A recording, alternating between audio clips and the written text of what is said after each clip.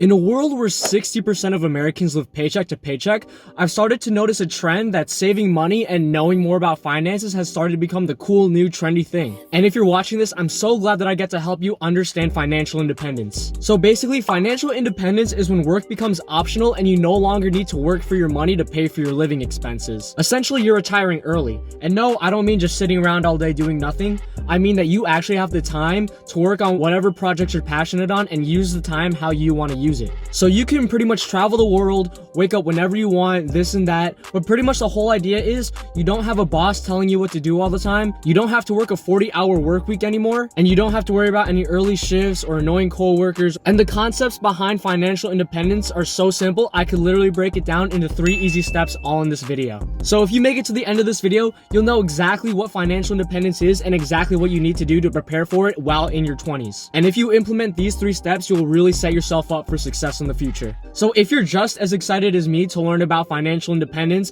and how you can escape the rat race and escape your boss and escape your 40-hour work week, just make sure you smash that like button, hit that subscribe button, roast me in the comments, and without further ado, let's get right into the video. So this first step is arguably the most important step when it comes to achieving financial independence, yet it is so easy and so simple to implement into your daily life, and that is to start saving your money. I feel like in all of my videos I talk about the importance of saving money, but that's just because it is one of those life-changing habits that everyone needs to implement, especially in their 20s. So when I was in high school, I started working when I was 16 years old, and I would always spend 100% of my income, and it'd be always on stupid shit too. I would literally go out with friends and go to the movies and stuff and waste my money on clothes that I didn't need. And if I could redo high school all over again, I would literally just save 100% of my income, because when you're 16 years old, when you're 16 to 18 actually, and you're living with your parents while you're still going to high school, your living expenses are actually $0. Therefore, you wouldn't need to spend any money to survive. Yet here I was spending 100% of my income every 2 weeks, not even saving a single penny. So when I graduated from high school, my mom, as a graduation gift, gave me this book, Your Money or Your Life.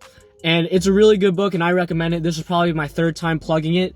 But basically, one of the first steps it makes you do is to calculate how much money you've made over your lifetime. I was 18 at the time with 2 years of work experience.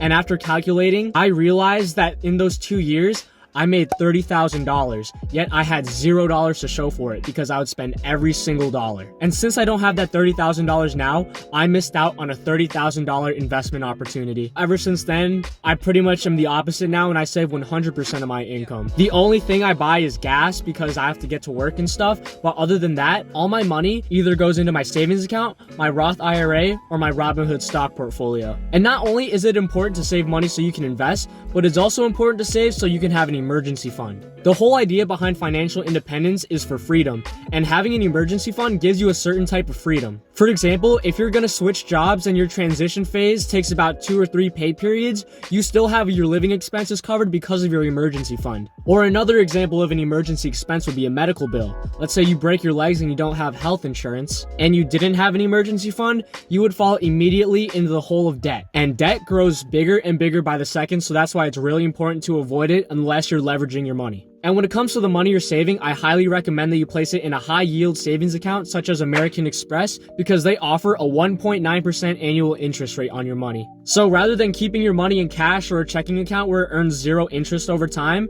your savings account actually gains you money over time. So this second step kind of goes hand in hand with the first step, and it's actually the whole backbone of frugality, and that is to cut your living expenses. So congratulations, you started saving more money from your paycheck. Now what?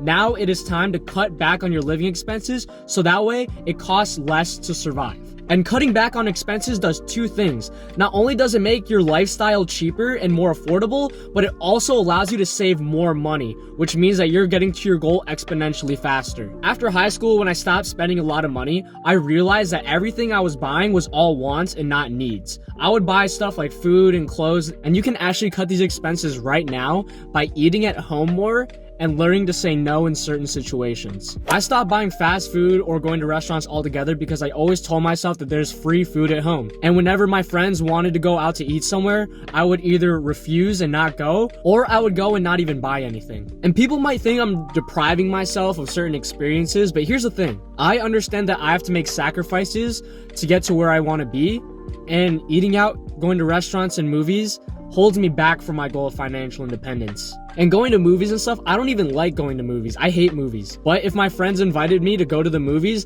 I would say yes just to hang out with them. But the thing is, you're not even talking to your friends in a movie anyway. You're just sitting there. And like, I'm down to hang out, but we could do it for free, you know? All of those things I consider impulse purchases and wants and just purchases that you don't even need anyway. But once you're done cutting all that out, you can also start focusing on cutting back in other places. For example, if you wanted a cheaper electricity bill, just turn off your lights more often. For a lower water bill, take quicker showers and don't waste as much water washing dishes or something. And for a lower gas bill, you could drive less. There are so many ways to cut back on your expenses, and when you implement all these tips, it'll get you to financial independence a lot quicker. That brings me to the last step when it comes to achieving financial independence, and that is to start investing your money. Once again, I'm gonna bring up the book again, Your Money or Your Life. It has a certain equation that you can input your own annual numbers into, and then you can find out exactly how much money you need to retire early. To retire, you take your annual expenses and you have to multiply it by 25. And you have to have that amount of money invested into the stock market. And assuming a 7% annual return on your investment, you can withdraw 4% of your portfolio, and that will last you the whole year, and your money will pretty much never run out. So it's unlimited money. If you spend $40,000 a year on living expenses, you need $1 million invested in the stock market. If you spend $80,000 on living expenses a year, you would need $2 million in the stock market. And like I said in my previous video, dividend investing isn't all that complicated as it's made out to be. Anyone can start as soon as possible, and the best time to start is actually right now, as soon as possible. We live in the age of the internet where all information is at the tip of our fingers. You can watch unlimited YouTube videos that teach you everything you need to know about dividend investing, which includes my last video. Or you can also read as many books as you want. There are also unlimited books about dividend investing and investing in general, but you will never truly learn unless you learn from experience. Failure is one of the best teachers in life. And investing in real estate and owning rental properties are another way that you can make some side income or even a full-time income if you multiply it and you really scale your business. All in all, there are just so many ways that you can make your money work for you that you can eventually earn an annual passive income greater than your living expenses. And that is the point where you are financially independent. Once all your annual living expenses are covered by passive income, you never have to work another day in your life, and you can use your free time to do whatever you want. If you want to keep on working, you have the option to do so. If you want to travel the world, you have the option to do so. If you want to start a business to help a certain cause or something, non-profit or profit, you have the freedom to do so as well. And if you implement all these tips to achieve financial independence while you're in your 20s, you're going to be setting yourself up for your golden years in your 30s and your 40s and your 50s and all that too. So with that being said, that's the end of the video. I really hope you enjoyed it. I really hope I helped at least one person out today. If you really liked the video, it really helps out if you smash that like button. You can go ahead and subscribe and hit the bell notification if you want to see more videos similar to this one. But other than that, that's pretty much all I have for this video. Thank you again, and I'll see you next time.